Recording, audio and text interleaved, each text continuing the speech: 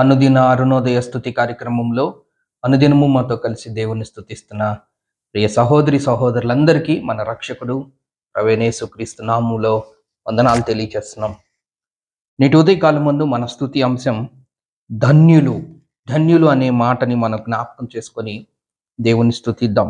2వ కీర్తన 12వ వచనంను చదువుకుందాం. 2వ కీర్తన 12వ వచనం. ఆయన కోపము త్వరగా రగులుకొనును, కుమారుణ్ణి ముద్దు పెట్టుకొనుడి, లేని ఎడల ఆయన కోపించును. అప్పుడు మీరు త్రోవ తప్పి నశించెదరు. ఆయనను ఆశ్రయించు వారందరూ ధన్యులు. ఆయనను ఆశ్రయించు వారందరూ ధన్యులు. ప్రియ సహోదరి సహోదరులారా, మనం ఈ ఉదయకాలం ముందు ఈ అనుదిన అరుణోదయ స్తుతిలో ధన్యులు అనే మాటని మీద ఆధారం చేసుకొని కొన్ని బైబిల్ గ్రంథంలో ఎవరు ధన్యులు, ఏ కార్యాలు ధన్యులు అనే మాటని మనం ధ్యానం చేసుకుంటూ దేవుని స్తుతిస్తూ ఉన్నాం. దేవుడు గద్దించు మనుష్యుడు ధన్యుడు అని గతంలో మనము జ్ఞాపకం చేసుకున్నాం. అంత మాత్రమే కాదు, కానీ తన అతిక్రమములకు పరిహారము నొందినవాడు, తన పాపమునకు ప్రాయశ్చిత్తం నొందినవాడు ధన్యుడుగా మనం జ్ఞాపకం చేసుకొని మనం దేవుని స్తుతించాం. అంత మాత్రమే కాదు, కానీ యెహోవా చేత నిర్దోషి అని అనిపించుకునేవాడు ధన్యుడు అని మనము గత ఎపిసోడ్లో మనం జ్ఞాపకం చేసుకున్నాం. తర్వాత ఆయనను ఆశ్రయించు వారందరూ ధన్యులుగా మనం జ్ఞాపకం చేసుకొని మనం దేవుని స్తుతించాం. ఆయనను ఆశ్రయించు వారు ధన్యులు అనే మాటని ఆధారం చేసుకొని గతసారిగా మనము 3 ఎపిసోడ్లుగా ఆయా భక్తుల జీవితాల్లో జరిగిన కార్యాలని మనం జ్ఞాపకం చేసుకున్నాం. మొదటిగా ఆయనను ఆశ్రయించు వారు ధన్యులు. మనందరం ఒకప్పుడు పాపములో ఉంటుండగా ఆయన ఒక్కడే మన పాపానికి విమోచనకారిగా ఉంటుండగా ఆయనను ఆశ్రయించినప్పుడు దేవుడు మనల్ని రక్షించి కాపాడి ఆయన బిడ్డలుగా చేర్చుకున్నారని మనం జ్ఞాపకం చేసుకున్నాం. తర్వాత యెహోషాపాతు జీవితంలో జరిగిన దృష్టాంతాన్ని కూడా మనము జ్ఞాపకం చేసుకొని ఆయనను మనము స్తుతించాం. యెహోషాపాతు కూడా దేవుని ఆశ్రయించినప్పుడు యెహోషాపాతుకు యెహోషువ రాజ్యానికి దేవుడు ధన్యకరమైన స్థితిలో ఉంచినట్లుగా గతసారి మనం జ్ఞాపకం చేసుకున్నాం. ఈరోజు కూడా మరొక భక్తుని మనము జ్ఞాపకం చేసుకొని వాళ్ళు దేవుణ్ణి ఆశ్రయించినప్పుడు దేవుడు వారి పట్ల చూపిన మహోన్నతమైన కృపను, ధన్యకరమైన స్థితిని మనము జ్ఞాపకం చేసుకొని దేవుని స్తుతిద్దాం. ఆయనను ఆశ్రయించు వారు ధన్యులు. వారు ఎవరైనప్పటికీ ఈ ఉదయకాలం ముందు దేవుని వాక్యం వింటున్న మనం కూడా ధన్యులమే. మనం మాత్రమే కాదు, కానీ ఈ భూప్రపంచం మీద ఆయనను ఆశ్రయించే ప్రతి ఒక్క మానవాడి ధన్యకరమైన స్థితిలో ఉన్నారు. ఇప్పుడు ఈ ఉదయకాలం ముందు ఒక దృష్టిని, ఒక భక్తుని జీవితంలో జరిగిన ధన్యకరమైన అంశాన్ని మనము జ్ఞాపకం చేసుకొని మనం దేవుని స్తుతిద్దాం. యెహోషాపాతు మాత్రమే కాదు, వాక్యం వింటున్న నువ్వు నేను మాత్రమే కాదు, కానీ బైబిల్ గ్రంథంలో అనేక మంది దేవుణ్ణి ఆశ్రయించినప్పుడు దేవుడు వారికి ఆదరణకర్తగా ధన్యకరమైన స్థితిలో వాళ్ళని ఉంచినట్లుగా మనము జ్ఞాపకం చేసుకోవచ్చు. 2వ రాజుల గ్రంథము, రాజుల 2వ గ్రంథము 18వ అధ్యాయము, రాజుల 2వ గ్రంథము 18వ అధ్యాయము 19వ వచనాన్ని మనం చదువుకుందాం. 19వ వచనం.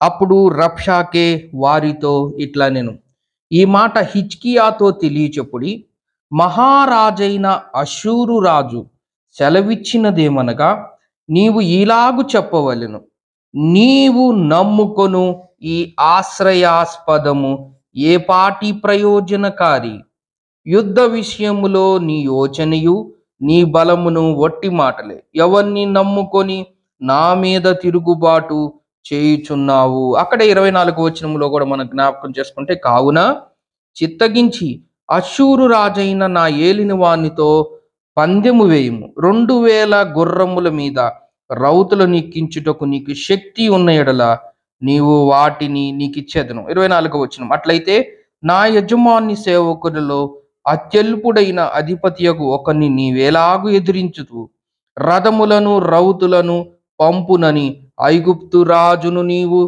ఆశ్రయించుకొంటివే. మన అంశము ఆయనను ఆశ్రయించు వారు ధన్యులు. ఇక్కడ ఆశ్రయించుట అనే మాట ఆధారపడుట, సహాయము కొరకు వేడుకొనుట, ఒక గూడు కిందకి చేరుట, ఒక అభయహస్తం కోసం ఎదురు చూచుట అనే మాటను మనం జ్ఞాపకం చేసుకుంటే, ఇక్కడ రోజుల 2వ గ్రంథం 18వ అధ్యాయంలో మనకి హిజ్కియా రాజుకి ఇక్కడ జరుగుతున్న సందర్భాన్ని మనం జ్ఞాపకం చేసుకోవచ్చు. మనం చదువుకున్న ఈ 19వ వచనంలో, అప్పుడు రబ్షాకే వారితో అట్లే హిజ్కియాతో చెప్పండి. ఏమని చెప్తున్నారంటే, మహారాజైన అష్షూరు రాజు సెలవిచ్చినదేమనగా, ఇక్కడ అష్షూరు రాజుకి హిజ్కియా రాజుకి మధ్య జరుగుతున్న ఒక సమస్య, లేదంటే ఒక యుద్ధము. ఆ యుద్ధములో హిజ్కియా రాజుతో అష్షూరు రాజు సెలవిస్తున్నదేమనగానై, రబ్షాకే అనగా అష్షూరు రాజు తరపున వచ్చిన రబ్షాకే హిజ్కియా తరపున వచ్చిన వాళ్ళతో చెప్తున్న మాట ఏంటంటే, నీవు నమ్ముకొను ఈ ఆశ్రయాస్పదము ఏ పాటి ప్రయోజనకారి. ఎంత భయంకరమైన పదం అండి. నీవు నమ్ముకొను ఈ ఆశ్రయాస్పదము. మనము కొన్ని మాటలు మనం చదువుకుందామా? నీవు నమ్ముకొను ఈ ఆశ్రయాస్పదము.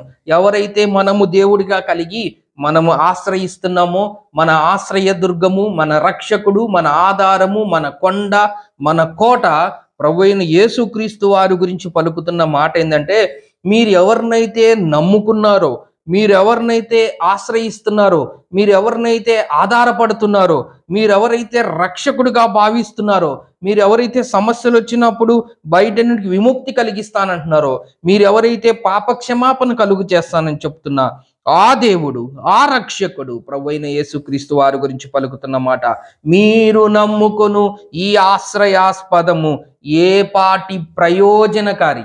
ఏ పాటి ప్రయోజనకారి. ఏమీ ప్రయోజనం లేదు. మీరు నమ్ముకున్న దేవుణ్ణి ఆశ్రయిస్తున్నారు, మీకు ఏమాత్రం ప్రయోజనం లేదు, మీకేమాత్రం మేలు లేదు, మీకేమాత్రం ఆదరణ ఉండదు అని అష్షూరు రాజు, శత్రురాజు అయిన అష్షూరు రాజు సెలవిస్తున్నట్లుగా మనం ఈ మాటను మనం జ్ఞాపకం చేసుకుంటూ ఉన్నాం. ఒక మాట చదువుదామా? 5వ కీర్తన. మన దేవుని ఆశ్రయం అనే మాట మీద ఏమి రాయబడి ఉందో మనం ఒకసారి జ్ఞాపకం చేసుకుంటే, 5వ కీర్తన 11వ వచనంలో ఈ విధంగా రాయబడి ఉంది. నిన్ను ఆశ్రయించు వారు సంతోషించుదురు, నీవే వారిని కాపాడుదువు గనుక వారు నిత్యము ఆనంద ధ్వని చేయుదురు. మనము ఎవరినైనా ఆశ్రయిస్తున్నామో, ఆ ఆశ్రయించిన ఆశ్రయ దుర్గమైన రక్షకుడైన యేసుక్రీస్తు వారిని ఎవరైతే ఆశ్రయిస్తారో వాళ్ళు సంతోషించబడే స్థితిలోకి దేవుడు తీసుకువస్తాడు. ఎవరినైతే దేవుణ్ణి ఆశ్రయిస్తారో దేవుడు వారిని కాపాడుతారు. ఎవరైతే మనం దేవుణ్ణి ఆశ్రయిస్తామో వారిని నిత్యము ఆనంద ధ్వనిగా చేస్తాడు. మరి ఇక్కడ అష్షూరు రాజు హిజ్కియా రాజుతో చెప్తున్న మాట ఏంటండి? మీరు నమ్ముకొను ఆశ్రయ దుర్గము, మీరు అనుకుంటున్న ఆశ్రయాస్పదము ఏ పాటి ప్రయోజనకారి. ఏమండి, హిజ్కియా రాజు గురించి చెప్తున్నారంటే మనం కాస్త అర్థం చేసుకోవచ్చు. కానీ ఒక దేవుడు గురించి, ఒక సృష్టికర్త గురించి, ఒక రక్షకుడు గురించి, మాటతో ఈ లోకాన్ని మొత్తాన్ని కలుగుగాక అంటే కలిగిన ఆ సృష్టికర్త యొక్క శక్తిని గురించి ఇక్కడ వివరిస్తున్నట్లుగా మనం చూస్తూ ఉన్నాం. మాటతో ఆకాశాన్ని, భూమిని, సూర్య చంద్ర నక్షత్రాలని, సమస్తమును, మన కంటికి కనిపిస్తున్న ఈ సృష్టి మొత్తము, మన ఆకాశము, సూర్యుడు, చంద్రుడు, నక్షత్రాలు, పర్వతాలు, సముద్రాలు, జలాలు, సముద్రంలో ఉండే ప్రతి సృష్టము, పర్వతాలు, గాలి, చీకటి, వెలుతురు, సమస్తము సృష్టించిన సృష్టికర్తని అష్షూరు రాజు చెప్తున్న మాట, మీరు నమ్ముకొను ఆశ్రయాస్పదము ఏ పాటి ప్రయోజనకారి. ఏం ప్రయోజనం అయ్యా మీరు నమ్ముకున్న దేవుడు, ఏమి ఉపయోగమని పలుకుతున్నట్లుగా మనం చూస్తున్నాం. అందుకే మనం చదువుకున్న 5వ కీర్తనలో, నిన్ను ఆశ్రయించువారు, ఎవరైతే మన దేవుణ్ణి ఆశ్రయిస్తారో వాళ్ళందరినీ దేవుడు కాపాడేవాడుగా, వాళ్ళందరినీ సంతోషభరితులుగా చేసేవాడుగా, వాళ్ళందరినీ నిత్యము ఆనంద ధ్వనిలో ఉంచేవాడిగా, వాళ్ళందరినీ ధన్యకరమైన స్థితిలో ఉంచేవాడిగా మన దేవుడు కనిపిస్తూ ఉంటే అష్షూరు రాజు చెప్తున్న మాట, ఏమి ప్రయోజనకారి. మీరు నమ్ముకొను ఈ ఆశ్రయాస్పదము ఏమి ప్రయోజనకారి అని పలుకుతున్నట్లుగా మనం చూస్తున్నాం. అక్కడే కీర్తనలో కూడా ఇంకొక మాట సహాయకరంగా మనం చదివినట్లయితే, అక్కడే 9వ కీర్తన 10వ వచనం, యెహోవా నిన్ను ఆశ్రయించు వారిని నీవు విడిచిపెట్టువాడవు కావు, నీ నామం ఎరిగిన వారు నిన్ను నమ్ముకొనుదురు. ఎవరినైతే ఆయనను ఆశ్రయిస్తారో ఆయన వాళ్ళని విడిచిపెట్టేవాడు కాదు. ఎవరైతే ఆయనను ఆశ్రయిస్తారో ఆయన కాపాడేవాడు, ఎవరైతే ఆయనను ఆశ్రయిస్తారో సంతోషభరితులుగా చేసేవాడు, ఎవరైతే ఆయనను ఆశ్రయిస్తారో నిత్యము ఆనంద ధ్వని చేసేవారుగా ఉన్నారు, ఎవరైతే ఆయనను ఆశ్రయిస్తారో వాళ్ళకి ప్రయోజనకారిగా ఉన్నారు. కానీ ఆయన యొక్క శక్తిని తెలియక, దేవుని యొక్క గొప్పతనాన్ని తెలియక, ఆయనలో ఉన్న ఔన్నత్యమును తెలియక అషూరు రాజు పలుకుతున్న మాట, నువ్వు నమ్ముకొను ఈ ఆశ్రయ దుర్గము ఏ పాటిది, ఏమి ప్రయోజనకరం. ఒక్కసారి దేవుని యొక్క శక్తిని మనం జ్ఞాపకం చేసుకుంటే ఎన్ని దృష్టాంతాలు. ఎర్ర సముద్రమును మధ్యగా 2 భాగాలుగా చీల్చిన ఆ శక్తిని మనం జ్ఞాపకం చేసుకుందామా? లేదంటే పగలు మేఘస్తంభము, రాత్రి అగ్నిస్తంభమును తన ప్రజలకు ఉంచి తన కాపుదల్లో ముందుకు నడిపించిన ఆ ఆశ్రయ దుర్గమైన దేవుని శక్తిని మనం జ్ఞాపకం చేసుకుందామా? లేదంటే జలప్రలయము ద్వారా సమస్తమును ఈ సృష్టిని ఆయనకి వ్యతిరేకంగా ఆయన నామానికి అవమానం కలిగించే వాళ్ళని జలప్రలయములో ముంచివేసిన ఆయన శక్తిని జ్ఞాపకం చేసుకుందామా? సొదొమ గొమొర్రా పట్టణములో ఆకాశము విప్పబడి అగ్ని గంధకములతో ఆ ప్రాంతమంతా కురింపజేసిన ఆ శక్తివంతుణ్ణి జ్ఞాపకం చేసుకుందామా? మాటతో సృష్టిని సృష్టించిన ఆ శక్తివంతుణ్ణి జ్ఞాపకం చేసుకుందామా? తమ భక్తులను షడ్రక్ మెషక్ అబేద్నెగోలను అగ్నిగుండంలో వేస్తే అగ్నిగుండంలోంచి కాపాడిన ఆయన శక్తిని జ్ఞాపకం చేసుకుందామా? దానియేలును సింహపు బోన్లో వేస్తే సింహపు బోన్లోంచి కాపాడిన ఆయన శక్తిని జ్ఞాపకం చేసుకుందామా? ఎన్ని కార్యాలు, ఎన్ని దృష్టాంతాలు, ఎంతమంది భక్తుల జీవితాల్లో దేవుడు వాళ్ళని కాపాడిన విధం, దేవుడు వాళ్ళని తోడుకొని వచ్చిన విధం, దేవుడు వాళ్ళని పోషించిన విధం, దేవుడు వాళ్ళని ధన్యకరమైన స్థితిలో ఉంచిన విధానం, దేవుడు వాళ్ళని సంతోషభరితులుగా చేసిన విధానం. ఎవరైతే ఆయనను ఆశ్రయిస్తారో వాళ్ళు ధన్యులు, ఎవరైతే ఆయనను ఆశ్రయిస్తారో వాళ్ళు కాపాడుతారు. హిజ్కియా రాజు యెహోవా దేవుణ్ణి ఆశ్రయించిన వాడుగా ఉన్నాడు. కానీ అషూరు రాజు తక్కువ చేసి మాట్లాడుతూ మీరు నమ్ముకున్న ఈ ఆశ్రయాస్పదము ఏ పాటి ప్రయోజనకారి అని మాట్లాడుతున్నట్లుగా చూస్తూ ఉన్నాం. ఈ విధంగా కీర్తనలో మన అనేక అంశాలు మనం జ్ఞాపకం చేసుకోవచ్చు.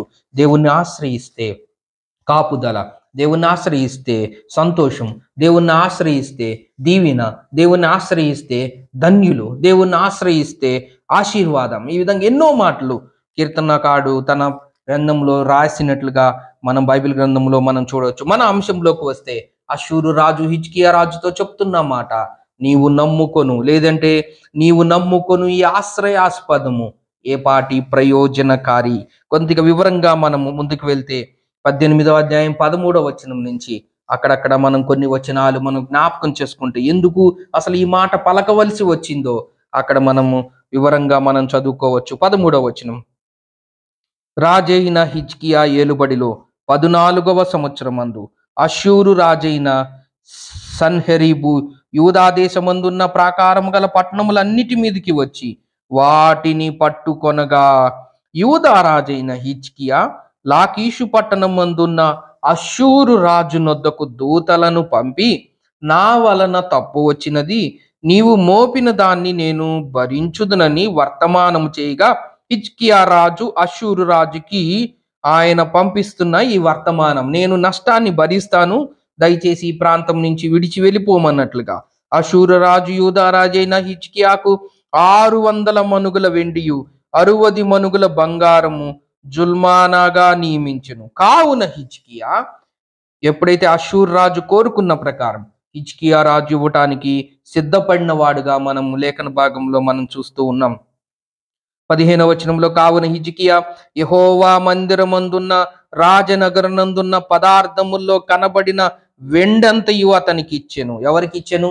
హిజ్కియా రాజు అషూరు రాజుకి ఇచ్చెను. ఎందుకు ఇచ్చెను? 13వ వచనంలో మనం చదివినట్లుగా, రాజైన హిజ్కియా ఏలుబడిలో 14వ సంవత్సరమందు అషూరు రాజైన సన్హెరీబు యూదా దేశమందున్న ప్రాకారం గల పట్టణములన్నిటి మీదకి వచ్చి వాటిని పట్టుకొనగా, హిజ్కియా రాజు అషూరు రాజుకి వర్తమానం పంపి, నా వల్ల తప్పు జరిగింది, నీకు నష్టపరిహారం నేను ఇస్తాను, ఈ ఏరియా నుంచి వెళ్ళిపో అన్నట్లుగా సందేశాన్ని పంపించినట్లుగా మనం చూస్తూ ఉన్నాం. 16వ వచనంలో మనం చూసినట్లయితే, మరియు ఆ కాలమందు హిజ్కియా దేవాలయపు తలుపులకున్న బంగారమును తాను కట్టించిన స్తంభములకున్న బంగారమును తీయించి అషూరు రాజుకి ఇచ్చెను. అషూరు రాజు ఏమైతే కోరుకున్నాడో, ఎంతైతే కోరుకున్నాడో హిజ్కియా రాజు దాన్ని అషూరు రాజుకి ఇచ్చినట్లుగా మనం 16వ వచనములో మనం చూస్తూ ఉన్నాం. అంటే ఇక్కడ జరిగిన సందర్భాన్ని మనం ఒకసారి జ్ఞాపకం చేసుకుంటే, హిజ్కియా లాకీషు పట్టణమందున్న అష్షూరు రాజునొద్దకు దూతలను పంపి,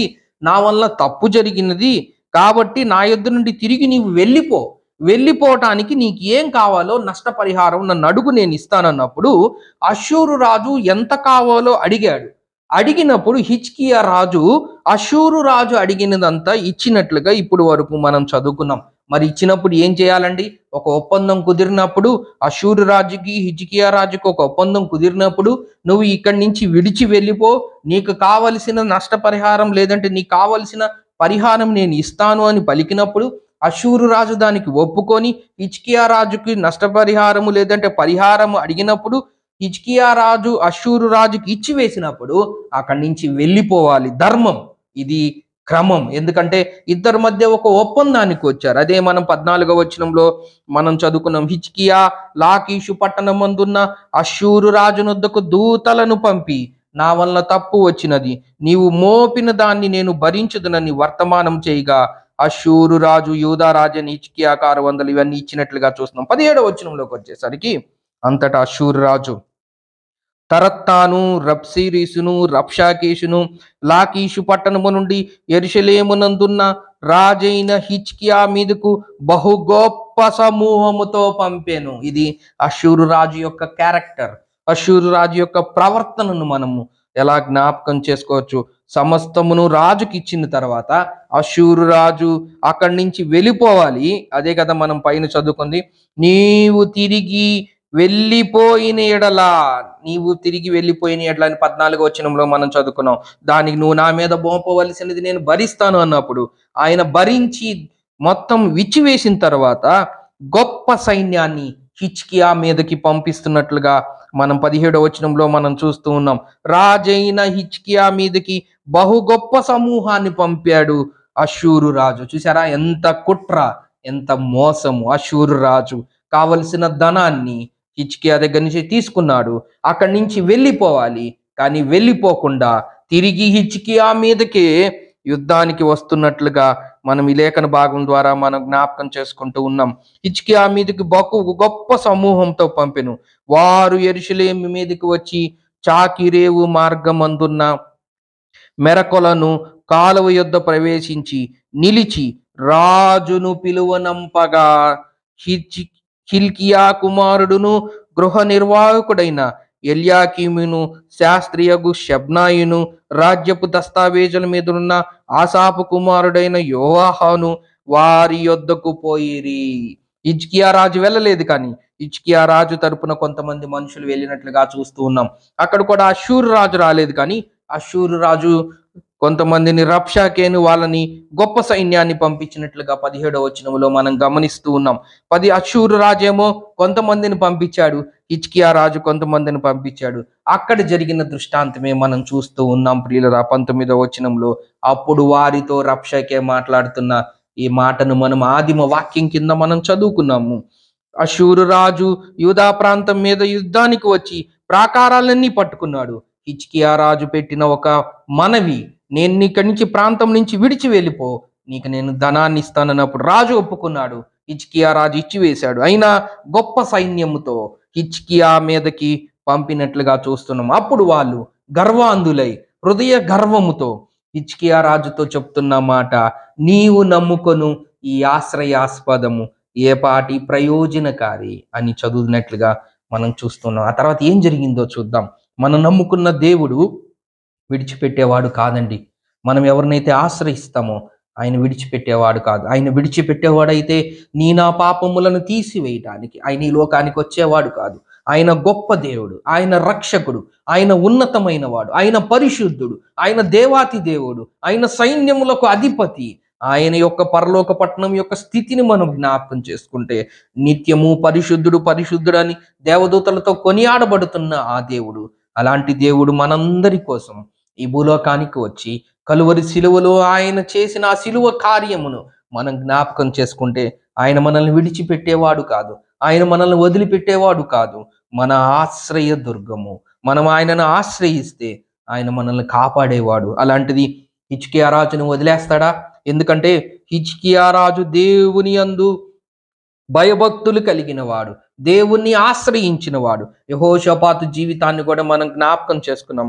యెహోషాపాతు కూడా దేవుణ్ణి ఆశ్రయించాడు. యుద్ధము చేయకుండా దేవుడు అద్భుత కార్యములు యెహోషాపాతు జీవితంలో జరిగించినట్లుగా చూస్తూ ఉన్నాం. మన దేవుడు అద్భుతకరుడు, మన దేవుడు ఆశ్చర్యకరుడు, మన దేవుడు మహోపకార్యములు చేసేవాడు, మన దేవుడు మన ఊహకందనంత గొప్ప కార్యాలు చేసేవాడు. అలాంటిది హిజ్కియా రాజును ఆయన వదిలేయగలడా? వాళ్ళు హేళనగా ఎగతాళిగా మాట్లాడుతున్నారు. నువ్వు నమ్ముకున్న దేవుడు, నువ్వు నమ్ముకున్న ఆశ్రయ దుర్గం ఏ పాటిది, ఏమి ప్రయోజనకరం అని చెప్తున్నా. మన దేవుడు మనల్ని విడిచిపెట్టేవాడు కాదు. మన దేవుడు మనల్ని కాపాడే దేవుడుగా ఉన్నాడు. ఎట్లానో మనము 20వ వచనంలో మనం చూసినట్లయితే, యుద్ధ విషయంలో నీ యోచనయు నీ బలమును వట్టి మాటలే, ఎవరిని నమ్ముకొని నా మీద తిరుగుబాటు చేయుచున్నావు. నలిగిన రెల్లు వంటి ఈ ఐగుప్తును నీవు నమ్ముకొనిచున్నావు కదా. ఒకడు దాని మీద ఆనుకొన్న ఎడల అది వాని చేతికి గుచ్చుకొని దూసుకొని పోవును. ఐగుప్తు రాజైన ఫరో అతన్ని నమ్ముకున్న వారందరికీ అట్టివాడే. 22వ వచనంలో, మా దేవుడైన యెహోవాను మేము నమ్ముకొనుచున్నామని మీరు నాతో చెప్పుదురేమో. ఎంత గర్వముగా ఇక్కడ అష్షూరు రాజు పంపించిన రబ్షాకే పలుకుతున్నాడు, లేదంటే అష్షూరు రాజే పలకమని చెప్తున్నట్లుగా చూస్తూ ఉన్నాం. నెంబర్ 1, అష్షూరు రాజు తరపున వచ్చిన రబ్షాకే పలుకుతున్న మాట. ఇది అష్షూరు రాజు మాట. మీరు నమ్ముకొను యెహోవా దేవుడు ఏ పాటివాడు, మీరు ఆశ్రయిస్తున్న యెహోవా దేవుడు ఏ పాటివాడు, మీరు ఆశ్రయిస్తున్న యెహోవా దేవుడు ఏమి ప్రయోజనకారి అని 19వ వచనంలో మనం చదువుకున్నాం. ఇక్కడికి వచ్చేసరికి 22వ వచనంలో, నీ దేవుడైన యెహోవాను మేము నమ్ముకొనుచున్నామని మీరు నాతో చెప్పుదురేమో. యెరూషలేమందున్న ఈ బలిపీఠమునొద్ద మాత్రమే మీరు నమస్కారం చేయాలని యూదా వారికిని యెరూషలేం వారికిని ఆజ్ఞ ఇచ్చి హిజ్కియా ఎవని ఉన్నత స్థలములను బలిపీఠములను పడగొట్టెనో ఆయనే గదా యెహోవా. ఎంత తక్కువ చేసి యెహోవా దేవుడి గురించి మాట్లాడుతున్నట్లుగా చూస్తున్నాం. కావున చిత్తగించి అష్షూరు రాజైన నాయేలును వానితో పందెము వేయుము. 2000 గుర్రముల మీద రౌతులను ఎక్కించుటకు నీకు శక్తి ఉన్న ఎడల నేను వాటిని నీకు ఇచ్చేదను. అట్లయితే నా యజమాని సేవకుల్లో అత్యల్పుడైన అధిపతి ఒకరిని నీవేళ ఎదురింతువు. రథములను రౌతులను పంపుమని ఐగుప్తు రాజును నీవు ఆశ్రయించుకొంటివే. ఎంత గర్వముగా ఇక్కడ మాట్లాడుతున్నట్లుగా, నా అత్యల్పుడు, నా యజమాని సేవకులలో తక్కువ వాడే అధిపతిని నీవేళ ఎదురింతు అని పలికినట్లుగా మనం చూస్తూ ఉన్నాం. అక్కడే మనం చదువుకుంటూ ముందుకు వెళ్తే 25వ వచనంలో, యెహోవా సెలవొందకయే ఈ దేశమును పాడు చేయుటకు నేను వచ్చితినా? లేదు, ఆ దేశం మీదకు పోయి దాన్ని పాడు చేయమని యెహోవా నాకు ఆజ్ఞ ఇచ్చినను. హిల్కియా కుమారుడైన ఎల్యాకీము, షెబ్నాయు, యోవాహు అనువారు, చిత్తగించుము, నీ దాసులమైన మాకు సిరియా భాష తెలియదు గనుక దానితో మాట్లాడము. ప్రాకారం మీదనున్న ప్రజల వినికిడిలో యూదుల భాషతో మాట్లాడుకోమని రబ్షాకేతో అనగా, రబ్షాకే ఈ మాటలు చెప్పుటకై నా యజమానుడు నీ యజమాని యొద్దకు నీ యొద్దకు నన్ను పంపిన, తమ మలమును తినునట్లు తమ మూత్రమును త్రాగునట్లు మీతో కూడా ప్రాకారం మీద కూర్చున్న వాని యొద్దకు నన్ను పంపెను కదా అని చెప్పి గొప్ప శబ్దముతో యూదా భాషతో ఇట్లా, నేను మహారాజైన అష్షూరు రాజు సెలవిచ్చిన మాటలు వినుడి. రాజు సెలవిచ్చినదేమనగా, హిజ్కియా చేత మోసపోకుడి. నా చేతిలో నుండి మిమ్మును విడిపింప శక్తి వానికి చాలదు. హిజ్కియా కంట అష్షూరు రాజు చేతిలోంచి విడిపించే శక్తి చాలదంట. ఎందుకంటే హిజ్కియా ఆశ్రయించిన యెహోవా దేవుడు ఏ పాటి ప్రయోజనకారి, ఆయన నమ్ముకున్న వాళ్ళ ఏమి ఉపయోగం లేదని పలుకుతూ 29వ వచనంలో, మీరు హిజ్కియా చేత మోసపోకూడదు, ఎందుకంటే ఆయన యెహోవా దేవుణ్ణి ఆశ్రయించాడు, ఆయన ఏమీ ప్రయోజనకారి కాదు. మహారాజు సెలవిస్తున్న, అష్షూరు మహారాజు సెలవిస్తున్న ఈ మాటలు మీరు వినుడి. నా చేతిలో నుండి మిమ్మును విడిపింప శక్తి, ఎవరి చేతిలో నుంచి? అష్షూరు రాజు చేతిలో నుంచి విడిపించే శక్తి యెహోవా దేవుడికి కానీ, ఆయనను ఆశ్రయించిన హిజ్కియా కానీ, ఆ రాజ్యానికి కానీ శక్తి లేదు. ఈ పట్టణము అష్షూరు రాజు చేతిలో చిక్కకపోవునని హిజ్కియా చెప్పుచున్నాడే. హిజ్కియా చెప్తున్నాడే, హిజ్కియా చెప్పిన మాట మీరు అంగీకరింపవద్దు.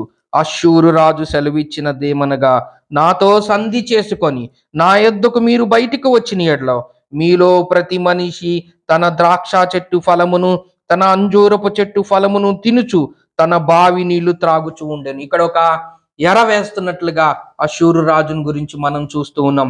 మీరు హిజ్కియా రాజును నమ్ముకున్నారు. హిజ్కియా రాజేమో యెహోవా దేవుణ్ణి ఆశ్రయించాడు. ఆ దేవుడేమో ఏమీ ప్రయోజనం లేదు. అంత మాత్రమే కాదు, మీరు హిజ్కియా చేత మోసపోకడి. మీరు బ్రతుకున్నట్లుగా మీరు ఒకవేళ సంధి చేసుకొని అష్షూరు రాజుతో కలిసిపోయి హిజ్కియాని తిరుగుబాటు చేసినట్లయితే మీకు ద్రాక్ష చెట్టు ఫలములను అంజూరపు చెట్టు ఫలమును తినుచు బావి నీళ్లు త్రాగుచూ ఉండేటట్లుగా అష్షూరు రాజు మీకు దయచేస్తాడు అని ప్రకటించినట్లుగా ఇక్కడ లేఖన భాగం ద్వారా మనం చూస్తూ ఉన్నాం. 32కి వచ్చేసరికి, అటు పిమ్మట మీరు చావక బ్రతుకున్నట్లుగా మేము వచ్చి మీ దేశమంతటి దేశమునకు, అనగా గోధుమలను ద్రాక్ష రసమును గల దేశమును, ఆహారమును ద్రాక్ష చెట్టును గల దేశమును, ఒలీవ తైలమును తేనెయము గల దేశమును మిమ్మల్ని తీసుకొని పోదును. అచ్చట మీరు సుఖముగా నుందురు. ఎన్ని మానవాళికి ఎంత టెంప్టేషన్గా, ఎన్ని అవకాశాలు అష్షూరు రాజు ఇస్తున్నాడు. మీరు చేయాల్సిందల్లా ఒక్కటే, హిజ్కియా రాజుని మీరు నమ్మద్దు. హిజ్కియా రాజు నమ్ముకున్న, హిజ్కియా రాజు ఆశ్రయిస్తున్న యెహోవా దేవుణ్ణి నమ్ముకోవద్దు.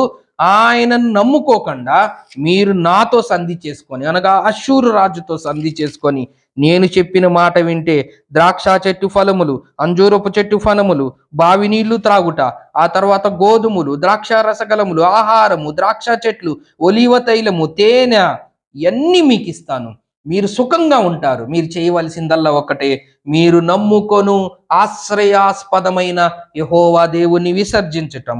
లేదంటే మీ రాజైన హిజ్కియా రాజు యెహోవా దేవుణ్ణి ఆశ్రయిస్తున్నాడే, అది ఏమీ ప్రయోజనకరం కాదు. కాబట్టి వాటిని తిరస్కరించి నా వైపు మళ్ళండి అని వాళ్ళు ప్రకటించినట్లుగా మనం చూస్తున్నాం. అప్పుడు ఏమైందో మనం చూద్దాం. చూడండి, యెహోవా మిమ్మును విడిపించునని చెప్పి హిజ్కియా మీకు బోధించుచు ఉన్న మాటల్ని మీరు వినొద్దు. హిజ్కియా మీకేం చెప్తున్నాడు? ఇందాక కూడా ఒక మాట మనం చదువుకున్నాం కదా, హిజ్కియా చెప్పిన మాటలు మీరు అంగీకరింపవద్దు అని 31వ వచనంలో చదువుకున్నాము. 32వ వచనం చివరికి వచ్చేసరికి యెహోవా మిమ్మును విడిపిస్తాడు అని హిజ్కియా మీకు బోధిస్తున్నాడే. యెహోవా మనల్ని కాపాడుతాడు, యెహోవా మనల్ని రక్షిస్తాడు, యెహోవా మనల్ని విమోచిస్తాడు, యెహోవా దేవుడు మనల్ని ఆపదల్లోంచి రక్షిస్తాడు, యెహోవా దేవుడు మనల్ని అష్షూరు రాజు చేతుల్లోంచి కాపాడుతాడు అని హిజ్కియా రాజు మీకు మాటలు చెప్పి మిమ్మల్ని మోసపరుస్తున్నాడే. అసలు ఆ దేవుడే ప్రయోజనకారి కాదు. యెహోవా దేవుడు ఆశ్రయించిన వందలు ఏం ఉపయోగం లేదు. కాబట్టి మీరు హిజ్కియా రాజు చెప్పిన మాటలు వినవద్దు. 33వ వచనంలో, ఆయా జనముల దేవతల్లో ఏదైనను తన దేశమును అష్షూరు రాజు చేతిలో నుంచి విడిపించిన, ఇంకొక స్టెప్ ముందుకు వెళ్తున్నాడు. మొదటి మాట మళ్ళీ మనం జ్ఞాపకం చేసుకుంటూ ఉన్నాం ప్రియులారా. మొదటి మాట అష్షూరు రాజు చెప్తుంది, హిజ్కియా నమ్ముకున్న యెహోవా దేవుడు, హిజ్కియా ఆశ్రయిస్తున్న యెహోవా దేవుడు ఏమాత్రము ప్రయోజనకారి అని పలికినట్లుగా మనం చూస్తూ ఉన్నాం. రెండవ మాటగా మనం చూసినట్లయితే, మీరు నమ్ముకొను ఆ దేవుడి వల్ల ఏ ఉపయోగం లేదు, మీకు అన్నీ నేను ద్రాక్ష చెట్లు ఫలములు అన్నీ ఇస్తాను, సుఖంగా ఉండేటట్లుగా మీకు చేస్తాను అంటున్నాడు. ఇక్కడ మూడవ మాటకు వచ్చేసరికి, మీరు యెహోవా దేవుని మాటలు వినవద్దు, ఆయన మిమ్మల్ని రక్షించలేడని చెప్తున్నారు. 4వ మాటకు వచ్చేసరికి, ఏ దేవత అయినా, ఏ దేవుడైనా అష్షూరు రాజు చేతిలో రాజ్యం పడకుండా ఏ దేవుడైనా కాపాడగలిగాడా అని మళ్ళీ ఇంకొక స్టెప్ వేసుకొని ముందుకు వెళ్ళి మాట్లాడినట్లుగా మనం చూస్తూ ఉన్నాం. 30వ వచనం, ఆయా జనముల దేవతలలో ఏదైనను తన దేశమును అష్షూరు రాజు చేతిలో నుంచి విడిపించినా, ఈ భూప్రపంచం మీద ఏ దేవుడైనా, ఏ దేవత అని పిలువబడినా సరే, ఎవరైనా అష్షూరు రాజు చేతిలో నుండి విడిపించగలిగిన దేవుడు ఈ భూప్రపంచం మీద ఎవరైనా ఉన్నారా అని ఎంతలా పలుకుతున్నారు. ఎవరితో పలుకుతున్నారు? స్వయంగా యెహోవా బిడ్డలతో, యెహోవా దేవుడుగా కలిగి, యెహోవాను రాజుగా కలిగి, యెహోవాను అధిపతిగా కలిగి, యెహోవాను రక్షకుడుగా కలిగి ఉంటున్న హిజ్కియా సైన్యంతో చెప్తున్నమాట, ఈ భూప్రపంచం మీద ఏ దేవతైనా అష్షూరు రాజు చేతిలో నుంచి. చదువుదామా మళ్ళీ మళ్ళీ ఆ మాట 33వ వచనం. ఆయా జనముల దేవతలలో ఏదైనను తన దేశమును అష్షూరు రాజు చేతిలో నుండి విడిపించినా అని చెబుతూ, హమాతు దేవతలు ఏమయ్యను, అర్ఫాదు దేవతలు ఏమయ్యను, సెఫర్యాయు దేవతలు ఏమాయను, హేనా ఇవ్వా అనువారి దేవతలు ఏమాయను, షోమ్రోను దేశపు దేవత మా చేతిలో నుండి షోమ్రోను విడిపించినా. ఎన్ని గతములో అష్షూరు రాజు ఏ ఏ రాజ్యాలనైతే జయించాడో ఆ రాజ్యములో ఉన్న దేవతల పేర్లను ప్రస్తావిస్తూ, వాళ్ళు మా అష్షూరు రాజు చేతిలో మీ రాజ్యం ఓడిపోకుండా కాపాడగలిగాడా, రక్షించగలిగాడా? మీ యెహోవా దేవుడు ఏం చేయగలడు? ఆయన వల్ల ఏమి ప్రయోజనం? మీరు ఆయన్ని ఎందుకు నమ్ముకుంటున్నారు? ఎందుకంటే మా చరిత్ర మేము చూసినట్లయితే మా అష్షూరు రాజు చేతిలో నుంచి విడిపించగలిగిన దేవుడు అనేవాడు ఎవరు లేరు. హమాతు దేవతలు ఏమన్నా వాళ్ళ రాజ్యాన్ని అష్షూరు రాజు చేతిలో పడకుండా కాపాడారా? అర్ఫాతు దేవతలు ఏమయ్యారు? వాళ్ళు ఏమన్నా కాపాడగలిగారా అష్షూరు రాజు చేతిలో సైన్యం వెళ్ళిపోకుండా? సెపర్యాయు దేవతలు ఏమయ్యారు? వాళ్ళు ఏమన్నా అష్షూరు రాజు సైన్యములో పడిపోకుండా కాపాడారా? హేనా ఇవ్వారు అని దేవతలు ఏమయ్యారు?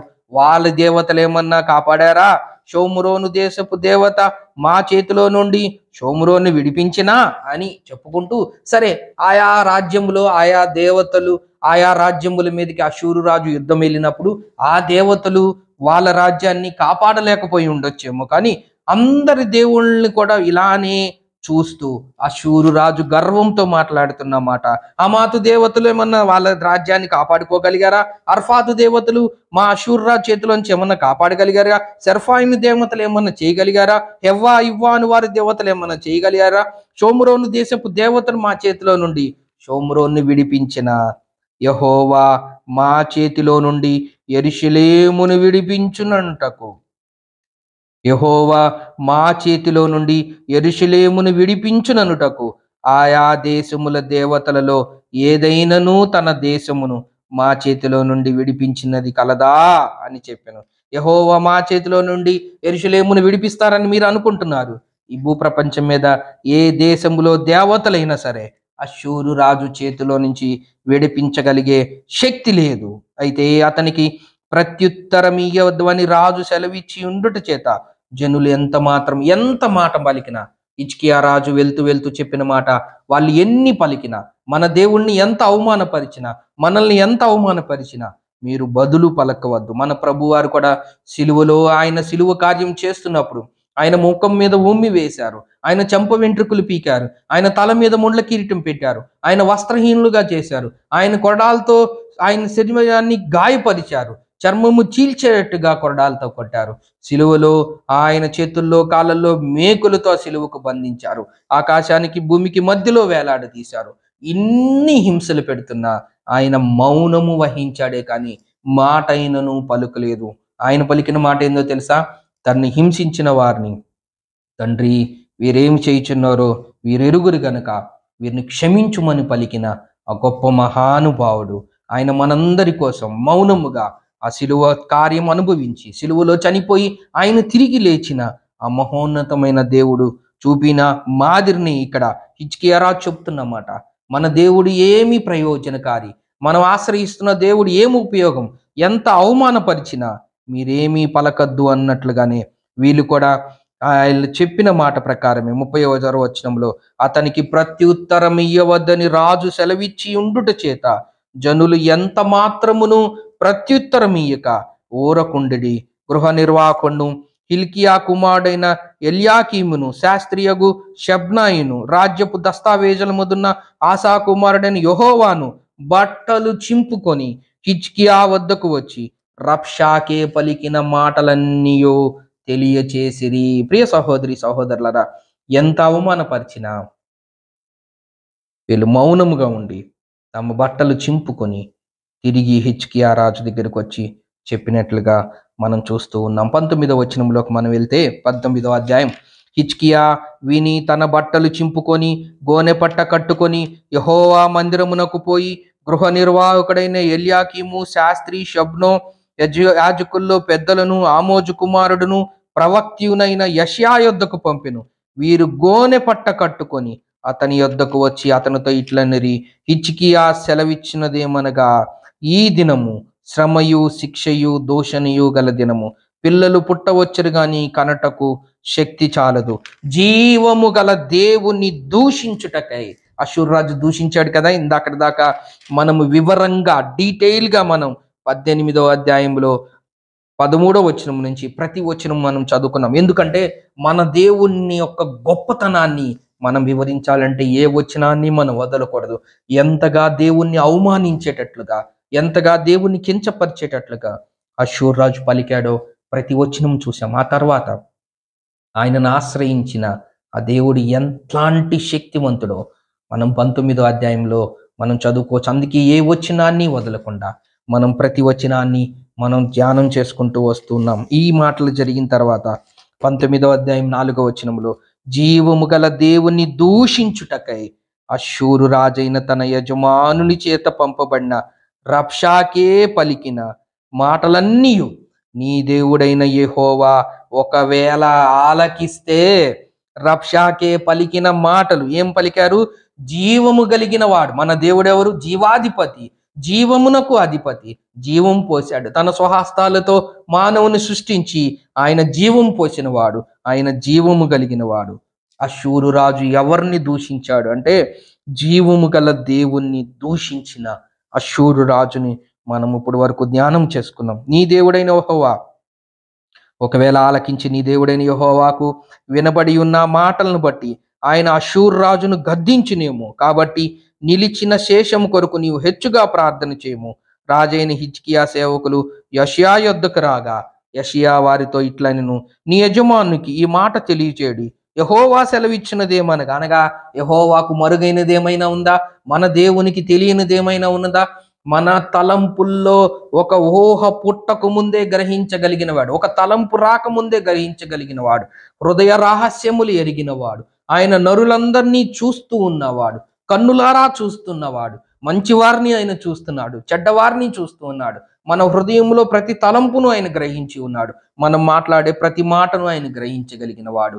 అలాంటిది అష్షూరు రాజు యెహోవా దేవుడు ఏ పాటివాడు, ఆయన ఏ ప్రయోజనకారి, ఆ దేవతలు ఏమయ్యారు, ఈ దేవతలు ఏమయ్యారు, ఈ దేవుడు కూడా ఏం చేయగలడని పలికిన మాటలు యెహోవా దేవునికి తెలియకుండా ఉంటుందా?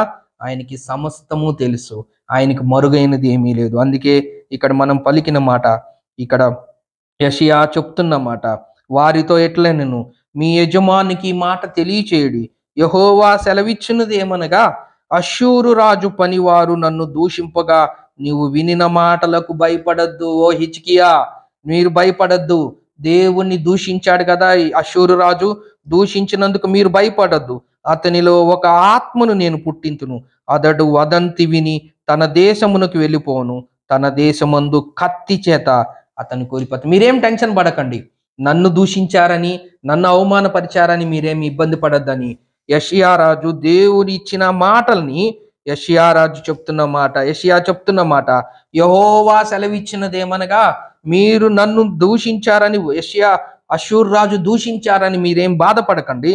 నేను ఒక ఆత్మను పుట్టిస్తాను, వాళ్ళ దేశంలోకి వెళ్ళిపోతారు, అష్షూరు రాజు చచ్చిపోతాడు. మీరేమి టెన్షన్ ఇబ్బంది పడద్దు అన్నట్లుగా యెషయా ద్వారా దేవుడు ఇస్తున్న వర్తమానాన్ని 7వ వచనంలో మనం గ్రహిస్తున్నాం. చూసారా, మన దేవుడు న్యాయాధిపతి, మన దేవుడు నీతిపరుడు, మన దేవుడు నీతిమంతుడు. ముఖ్యంగా మన దేవుడిని ఆశ్రయించిన వారిని కాపాడే దేవుడు, వదిలిపెట్టేవాడు కాదు, విడిచిపెట్టేవాడు కాదు. తల్లి అయినా మరుచునేమో కానీ ఆయన మనల్ని మరువననే దేవుడు. ఆయనను ఆశ్రయించిన వారిని ధన్యకరమైన స్థితిలోనే ఉంచుతాడు, కానీ విడిచిపెట్టే స్థితిలో ఉంచడు. ఇప్పుడు అష్షూరు రాజు పలికిన మాటల్ని హిజ్కియా సైన్యము బట్టలు చింపుకొని బాధపడుతున్న సమయంలో యెషయా ద్వారా యెహోవా సెలవిస్తున్న మాట, మీరు బాధపడద్దు, మీరు భయపడద్దు, మీరు జడియవద్దు, నేను మీతో ఉన్నాను.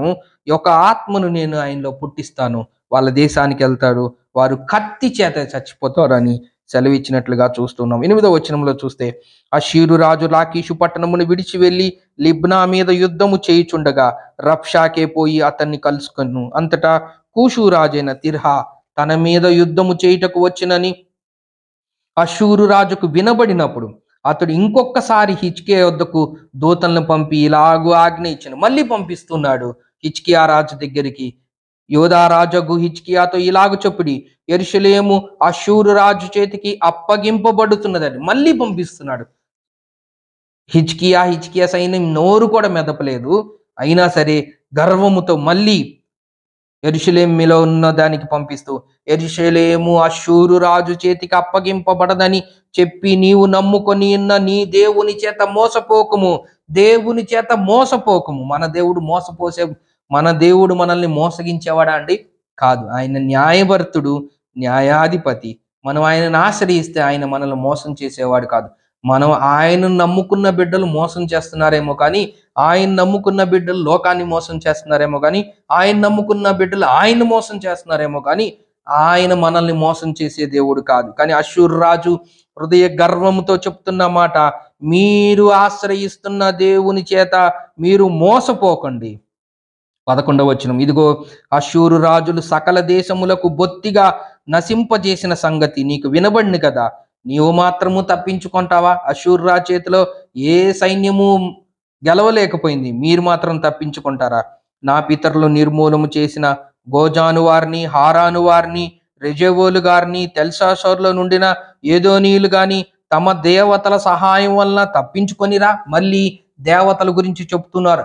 అష్షూరు రాజు ఏ రాజ్యాల్ని జయించాడో ఆ రాజ్యములో ఉన్న దేవతల పేర్లను ప్రస్తావిస్తూ, నేను యుద్ధానికి వెళ్ళినప్పుడు ఆ ప్రాంతంలో ప్రజల్ని వాళ్ళ దేవతలు ఏమన్నా కాపాడగలిగారా, నా చేతిలో నుంచి ఏమన్నా కాపాడగలిగారా అని అష్షూరు రాజు పలుకుతున్నట్లుగా చూస్తూ ఉన్నాం. 13వ వచనంలో, హమాతు రాజు ఏమయ్యను, అర్ఫాదు రాజు, సెఫర్మాయు, హేనా, ఇవ్వా అను పట్టణములు రాజులు వాళ్ళు ఏమైపోయారు? వాళ్ళ దేవతలు ఏమైపోయారు? అష్షూరు రాజు యుద్ధానికి వెళ్ళినప్పుడు ఏ దేవతలు శక్తి అష్షూరు రాజు ముందు పనికిరాదు అని అష్షూరు రాజు పలుకుతున్నట్లుగా మనం చూస్తూ ఉన్నాం. హిజ్కియా దూతల చేతిలో నుండి ఆ ఉత్తరము తీసుకొని చదివి యెహోవా మందిరంలోనికి పోయి యెహోవా సన్నిధిన దాన్ని విప్పి పరచి యెహోవా సన్నిధిన ఇట్లని ప్రార్థన చేసిరి. చూసారా, హిజ్కియా ఎంతగా దేవుని పట్ల నమ్మకం కలిగి దేవుని యందు ఆశ్రయిస్తున్న వాడుగా మనం చూస్తూ ఉన్నాం. యెహోవా కేరూబుల మధ్య నివసించుచున్న ఇజ్రాయిలు దేవ, భూమి ఆకాశములను కలుగు చేసిన అద్వితీయ దేవ. ఎంత గొప్పగా హిజ్కియా రాజు వర్ణిస్తూ ఉన్నాడు మన దేవుని యొక్క గొప్పతనాన్ని. భూమి ఆకాశములను కలుగు చేసిన అద్వితీయ దేవ, నీవు లోకమందున్న సకల రాజ్యములకు దేవుడివై ఉన్నావు. యెహోవా చెవియొగ్గి ఆలకింపుము, యెహోవా కన్నులు తెరిచి దృష్టించుము. జీవము గల దేవుడు అయిన నిన్ను దూషించుటకై, జీవము గల దేవుడైన నిన్ను దూషించుటకై సన్హేరీబు పంపిన వాని మాటలను చెవిన పెట్టము. యెహోవా అష్షూరు రాజులు ఆ జనములను వారి దేశములను పాడు చేసి వారి దేవతలను అగ్నిలో వేసినది నిజమే. అష్షూరు రాజు చెప్పినవన్నీ నిజమే.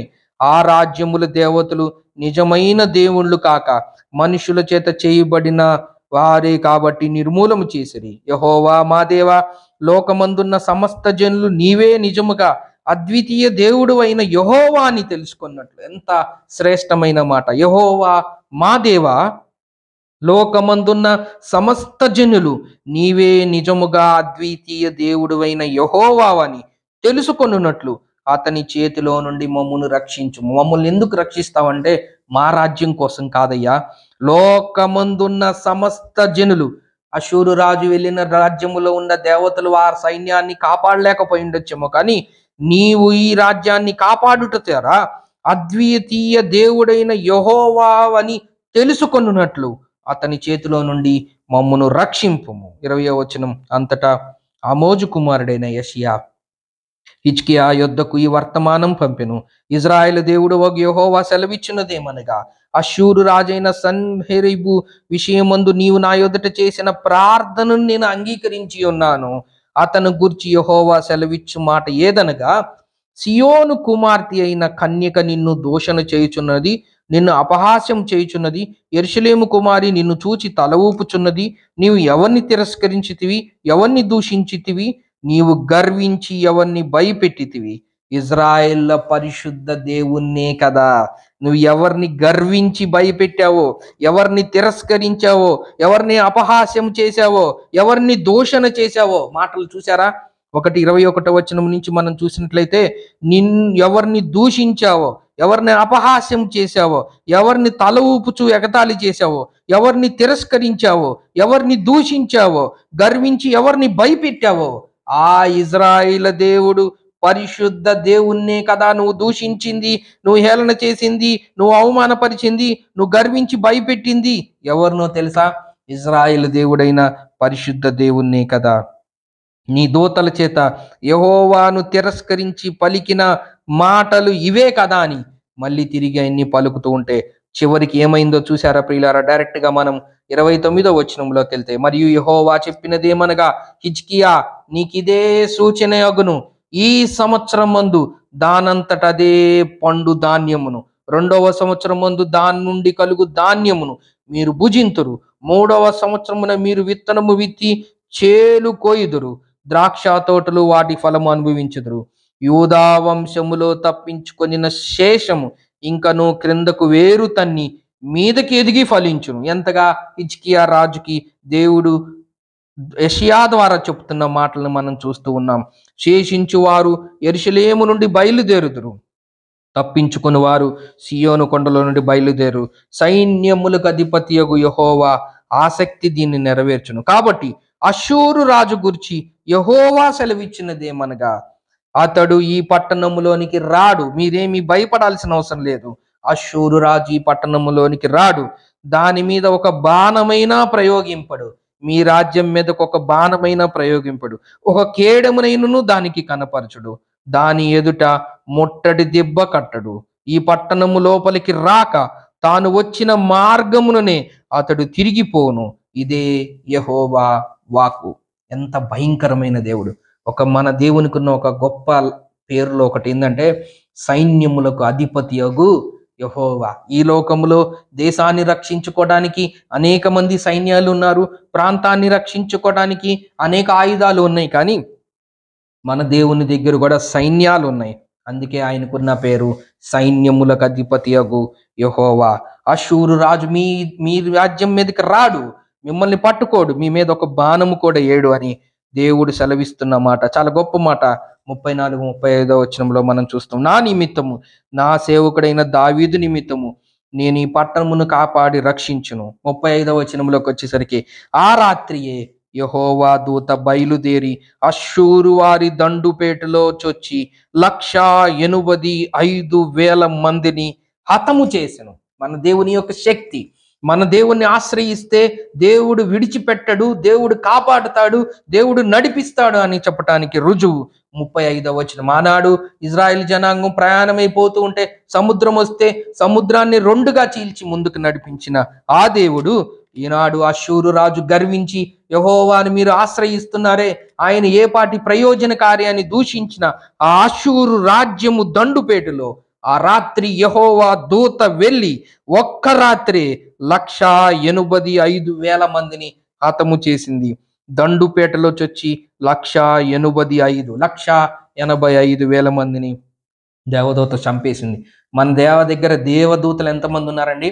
ప్రకటన గ్రంథంలో మనం చూసినట్లయితే కోటాను కోట్ల దేవదూతలు అంటే కోట్లల్లో ఉన్నారు. కోటాను కోట్ల దేవదూతలు ఆయన దగ్గర ఉన్నారు.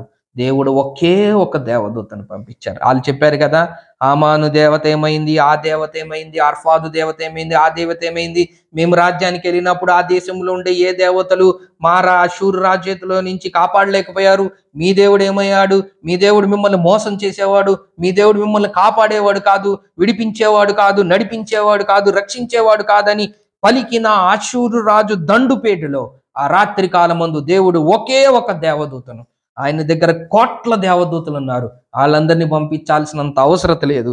ఒకే ఒక దేవదూతను పంపించడం ద్వారా 180,000 మందిని హతం చేసెను. ఉదయమున జనులు లేచి చూడగా వారందరూ మృత కళేబరములై ఉండిరి. చచ్చిపోయి ఉన్నారు. రాత్రికి రాత్రే మహా అద్భుత కార్యం జరిగింది. 36వ వచనంలో, అష్షూరు రాజైన సన్హెరీబు తిరిగిపోయి నినివే పట్టణమునకు వచ్చి నివసించిన తర్వాత అతడు నిస్రోను తన దేవత మందిరమందు మ్రొక్కుచుండగా అతని కుమారులైన అద్రిమెలెకు, షెరెజు ఖడ్గముతో అతన్ని చంపి అరాతు దేశంలో తప్పించుకొని పోయి అప్పుడు అతని కుమారుడైన యశోద్దకు అతనికి మారుగా రాజాను. చూసారా ఎవరు చంపారండి?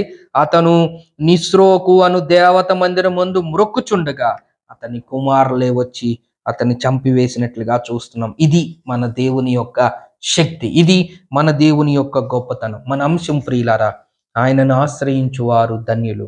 ఎవరు ఆశ్రయించినా వాళ్ళు ధన్యులే. ఉదయకాలం ముందు దేవుని వాక్యం వింటున్నాం, మనందరం కూడా ధన్యులమే. యెహోషాపాతు కూడా ధన్యులే, మనం కూడా ధన్యులమే. ఇక్కడ హిజ్కియా సైన్యం ధన్యులే. మన దేవుడు మనల్ని విడిపించేవాడు కాదు, మన దేవుడు మనల్ని రక్షించేవాడు, వదిలిపెట్టేవాడు కాదు, ఆయన కాపాడే దేవుడు. అలాంటి రుజువే హిజ్కియా జీవితంలో జరిగిన అష్షూరు రాజు విషయంలో జరిగిన కార్యాన్ని మనం జ్ఞాపకం చేసుకున్నాం. ఈ మాటలను ఆధారం చేసుకొని ఆయనను ఆశ్రయించువారు ధన్యులు. ఇక్కడ మనం చదువుకున్న ఈ దృష్టాంతంలో కూడా వీళ్ళు ధన్యకరమైన స్థితిలో ఉంచినందుకు ఉదయకాలం మందు మనం దేవుణ్ణి మనసారా హృదయపూర్వకంగా మనం దేవుణ్ణి స్తుతించబద్ధులమై ఉన్నాం. దేవుడి కొన్ని లేఖన భాగంలో మన కొరకు దీవించును గాక. ప్రేమగల తండ్రి, నమ్మకమైన మా దేవ, మీకు స్తోత్రం వందనములైనా. మిమ్మల్ని ఆశ్రయించు వారు ధన్యులు అని అష్షూరు రాజు ద్వారా హిజ్కియా జీవితం ద్వారా మీరు మాకు బయలుపరిచినందుకు వందనములు. అవునైనా మిమ్మల్ని ఆశ్రయిస్తే రక్షణ, కాపుదల, భద్రత, విమోచన ఉందినైనా. అందుకే మీకు స్తోత్రం వందనములు తెలియజేస్తూ యేసు క్రీస్తు నామమున స్తోత్రం చెల్లించి ప్రార్థన చేస్తున్నాం తండ్రి. ఆమేన్.